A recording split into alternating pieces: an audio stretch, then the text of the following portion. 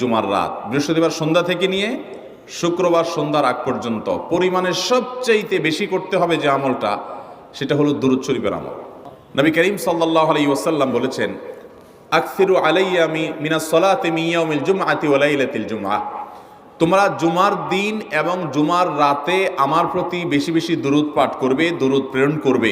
ফাইন্না সালাতাকুম মা'রুদাতুন আলাই, কারণ তোমরা যে দুরূদ পাঠ করো এটা আমার কাছে পেশ করেন আল্লাহর ফেরেশতারা, এবং রীতিমতো নামধাম সহকারে আল্লাহর একদল ফেরেশতা নিয়োজিত আছে। তারা বলেন, আল্লাহ, হে আল্লাহ রসুল, আপনার অমুক উম্মত, অমুক অনুসারী, আল্লাহর অমুক বান্দা পৃথিবীর অমুক প্রান্ত থেকে, অমুক দেশ থেকে, অমুকের সন্তান, সে আপনার প্রতি দুরূদ পেশ করেছে জুমার দিনে, জুমার রাতে বা অন্য সময়ে।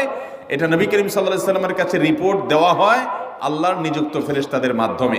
এই জন্য শুক্রবার দিন এবং রাত, অর্থাৎ বৃহস্পতিবার সন্ধ্যা থেকে নিয়ে শুক্রবার সন্ধ্যা পর্যন্ত